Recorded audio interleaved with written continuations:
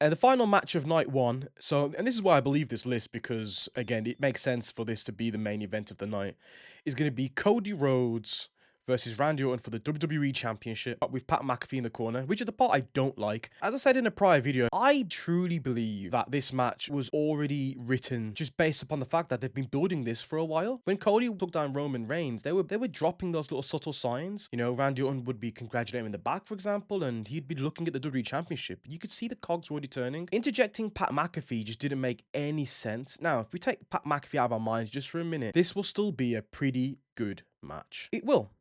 Now, I know who's going to win. I don't think they'll put the championship on Cody Rhodes. The fans are rejecting him at this point. Yes, even I don't give that much of a crap about it because we've seen the Super Cena run already. We're not particularly trying to get it again. And Cody's just not the guy. How else can I put it? Cody's just simply just not the guy. He's not a John Cena. He never was. He was never going to be. He was the feel-good moment a couple years ago when he completed the story, and he was the first Rhodes to win a WWE Championship within the company. But that's as far as it is. The crowd doesn't want to see it. The crowd's booing because if Cody Rhodes wins, guess what? You've got your double turn on that night. The heel they've been building up of Randy Orton, guess what? He's a face, and Cody Rhodes walks out being booed by the audience and he turns into a heel. Now, there is the possibility of a swerve, and I could go so much into this, but I feel like I should have done this on my last video when I actually spoke about this. Who was Nick Aldis talking to on the phone? Who was that higher up that they were alluding to? Who was it? You know, the one that says that Pat can't be touched. Who was it? And if you remember, if you go back to Raw,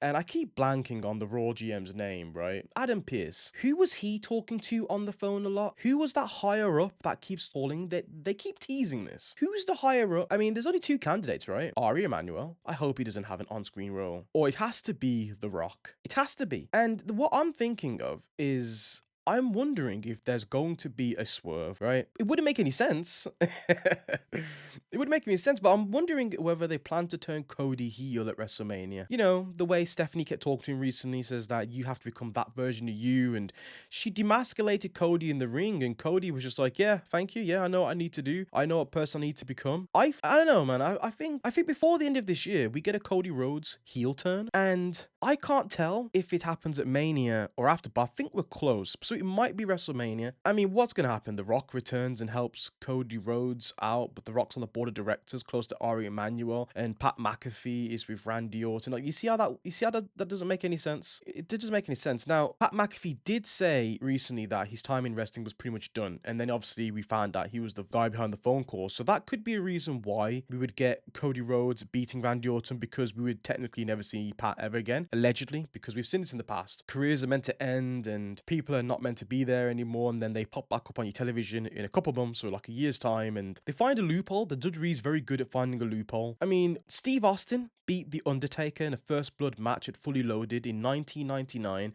and that was meant to be the last we were meant to see of Vince McMahon, but we still found a way to have him back on television, right? So it's not really like what Pat McAfee said is going to stick. So if I had to guess who's going to be the championship, just based upon the fact that they keep pointing out that ticket sales are low, even though it's not the fault of the performers, it's the fault of the ticket prices, I'm gonna go with Randy Orton, because if Cody wins, it's just gonna keep pushing him further into the realm of of being a heel in the perception of the audience. And I don't think the WWE typically wants that right now. He's not a Super Cena for them, but they definitely don't want that at the moment. So I've got Randy Orton winning, and I think the way they kind of protect Cody Rhodes is by having some Pat McAfee involvement, and I think that's what they're going to do.